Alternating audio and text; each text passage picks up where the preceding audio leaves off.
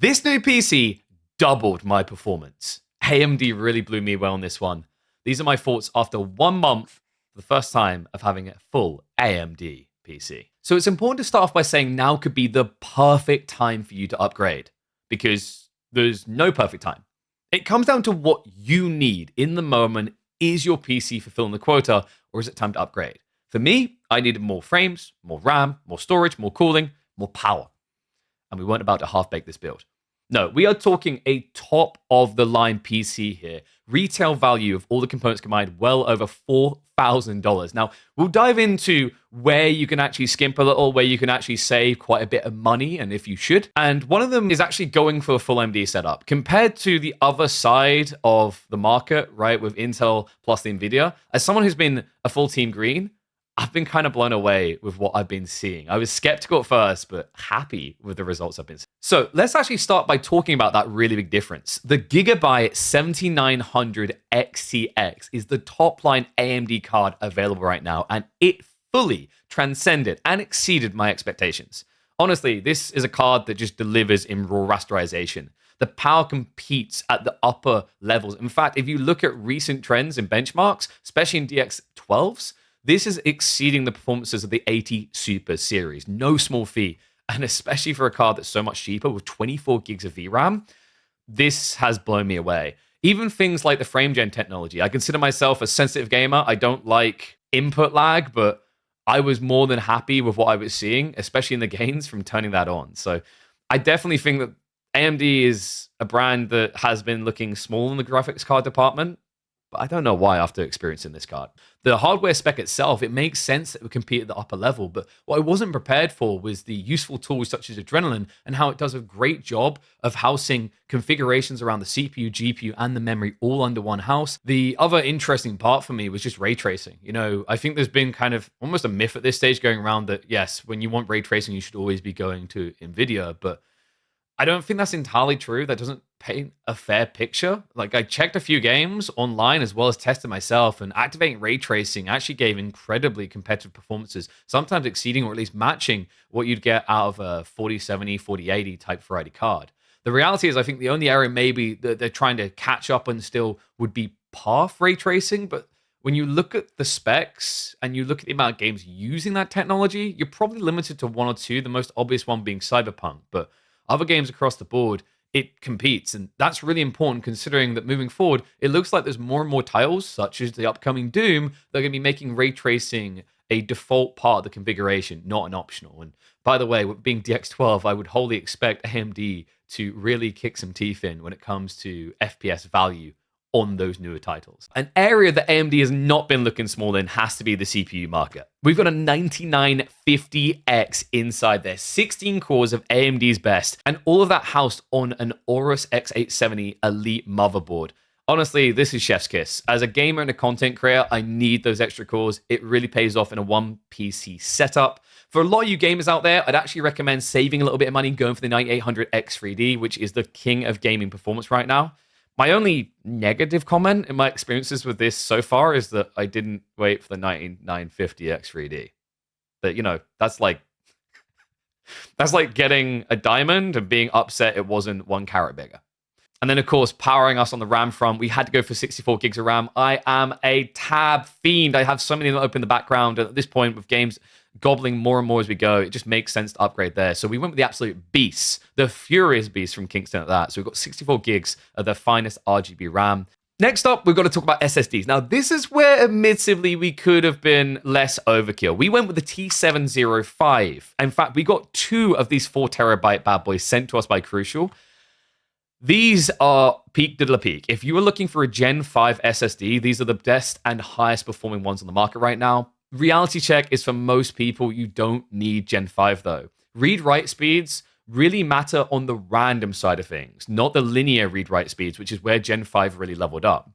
It will help for initial loadings and very specific tasks, but for a lot of you gamers out there, you're going to want the Gen 4s. And if you go for those Gen 4s, you can cut the price from $500 per one of these down to probably about $250. Highly recommend going Crucial again there with a T500. SSDs on motherboard as well. I didn't realize how much I love the fact there was less cables involved than SATA until I went and built a second PC from the remaining components of my old one for my partner.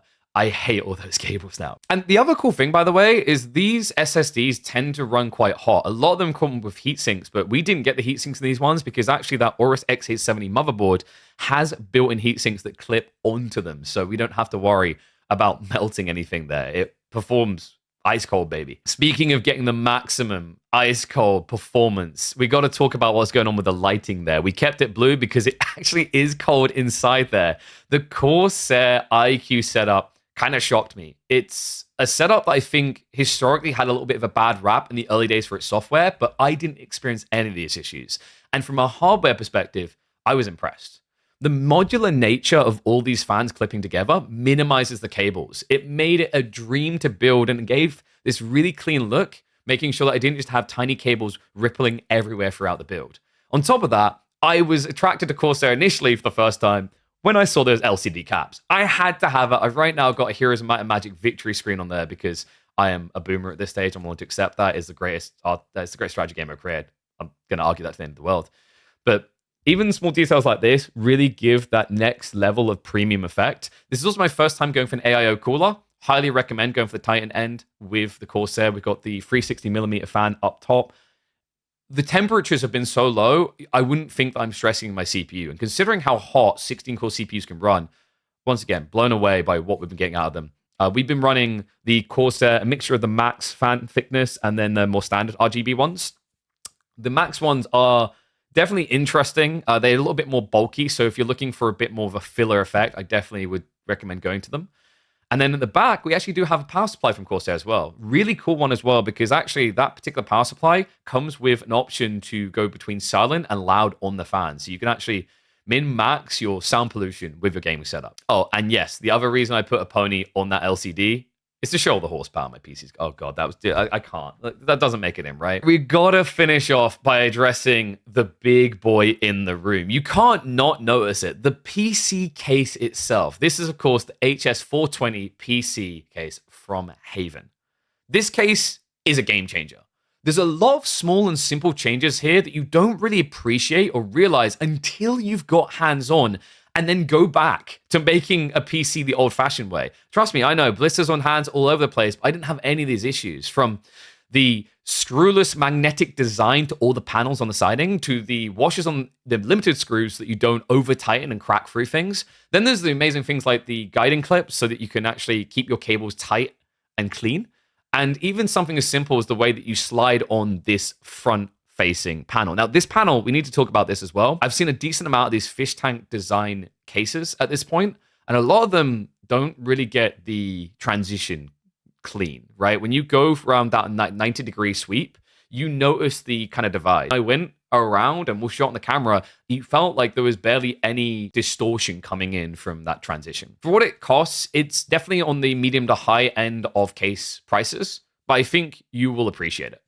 One small thing I will say is after we built this, in hindsight, I think I mentioned it in the build VOD, I don't know if I would recommend Corsair and HAVN together. And the reason is that because of all this tidying that you've got, because all the cables are hidden behind the way, one of the issues you run into is the iCUE cables are thicker. So they don't exactly always fit nicely. They can fit, but we really had to jam the angle. So if you're looking for ease, maybe consider that. But if you really want that clean, beautiful, top-tier look, you can make these two work together. It's just going to be a little bit more of a challenge. So there's our summary of the PC we built at the end of 2024. Now, with 2025 already upon us, you're probably asking, am I going to be upgrading? Not really planning it. This will serve me well for at least 2 years, bare minimum. I truly believe that. And that's just because I'm fussy in like the highest end, so I'll maybe want to upgrade eventually.